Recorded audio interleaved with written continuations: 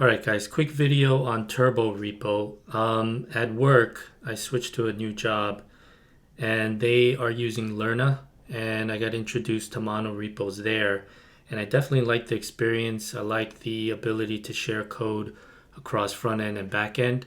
So in this video, we're going to learn about TurboRepo, one of the, I guess, more popular monorepos out there, especially now that Lerna is end of life basically. So my experience with TurboRepo was good. I definitely like it. I enjoy being able to share code across stacks. The build times seem to be better. Overall, it was positive. There are some gotchas. There are some things that I struggle to configure because the documentation isn't the greatest. And so we're going to go over some of those things, and hopefully it'll save you some time. Okay, so of course the first thing we have to do is install it.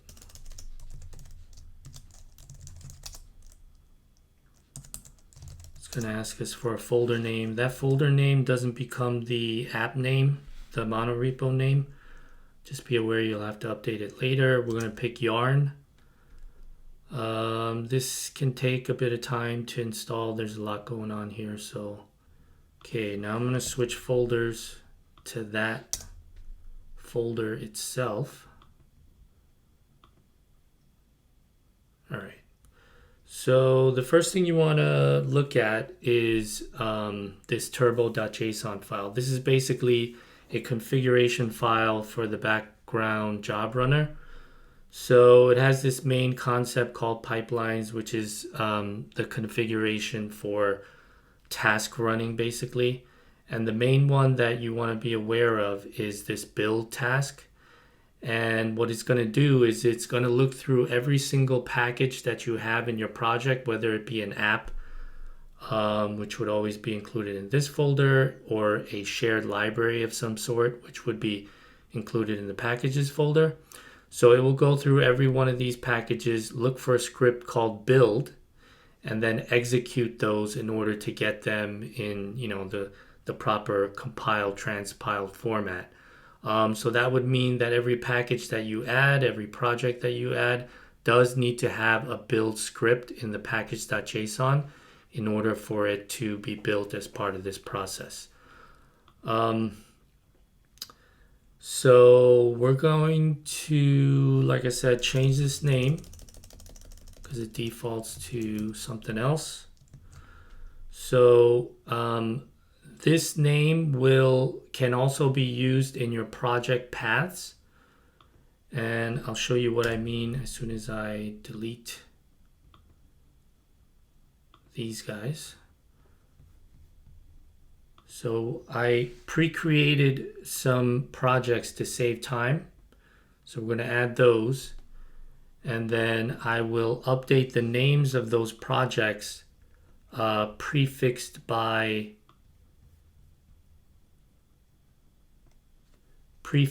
the name of the entire monorepo, which of course is repo. So while that's completing, I'll show you what I mean. So now that we have this in here, our paths are going to get much shorter whenever we need them. Okay, this is taking a while. Come back once this is complete.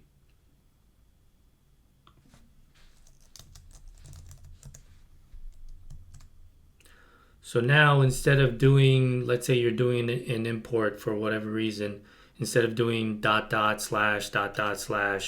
going all the way up the hierarchy of folders to whatever it is that you're looking for, you can just use this as the root, and it just very much shortens your import paths.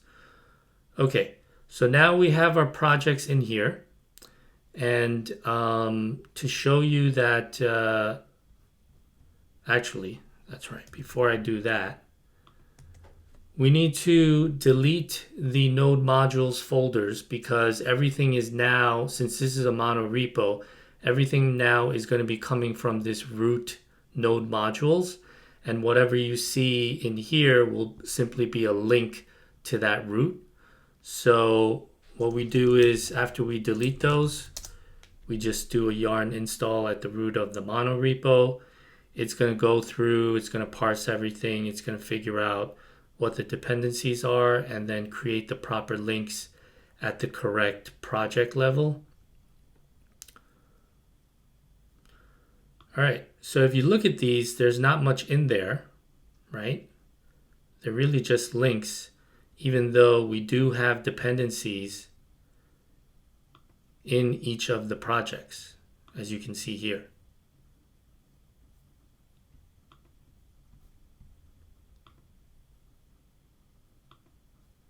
All right.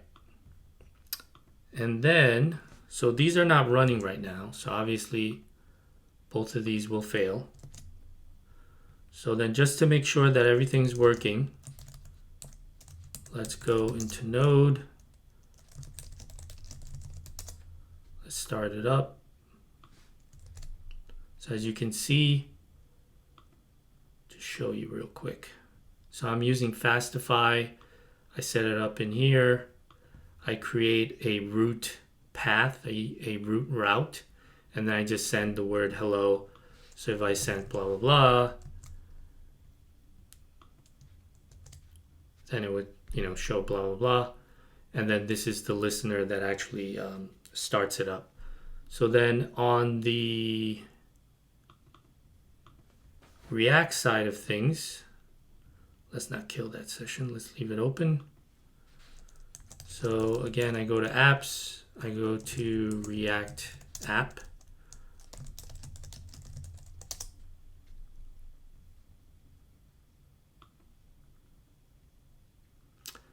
Okay, so we know these are both working.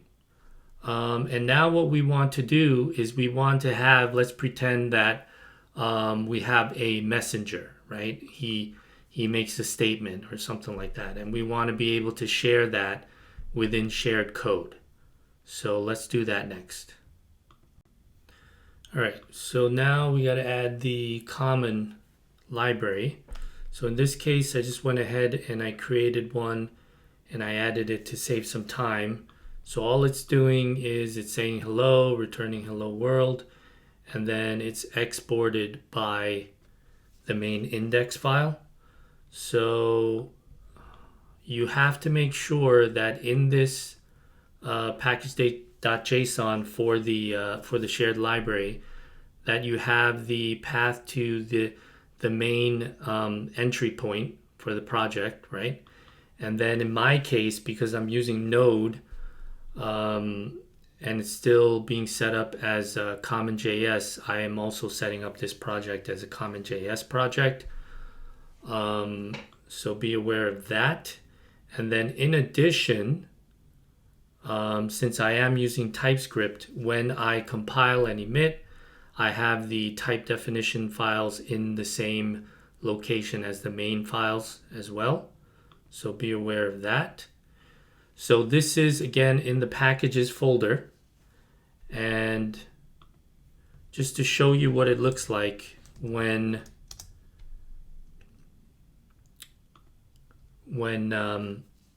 TurboRepo does a build. It's smart enough not to rebuild stuff that it already built. That's why this case was so fast. But you can see that it builds, the node, the common, the React app, all that stuff. So then when we come back in here, and then we want to set up our main projects to actually use this shared package, what we have to do is we have to reference it because it is now an npm module, right? But we don't give a version number, we just do the star. And then wherever I want to use it,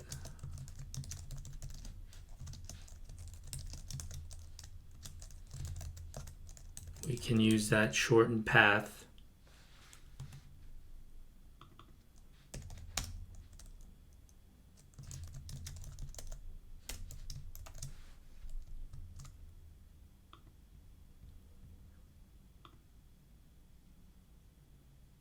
So we'll do the exact same thing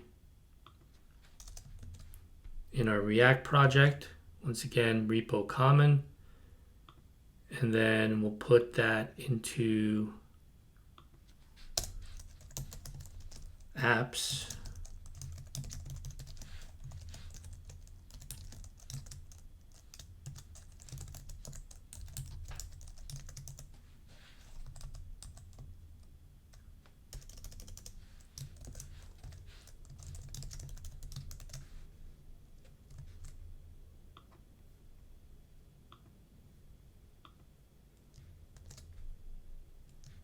So as you can see, it changed from hello to hello world, and that's that. Again, hello to hello world, or in this case, you know, whatever the squigglies that I put in there was. Yeah, that's basically it. Super useful, I think. Very intelligent in the way that it does the builds, skipping stuff that are already built, so it makes, you know, your time, it makes everything faster. So check it out.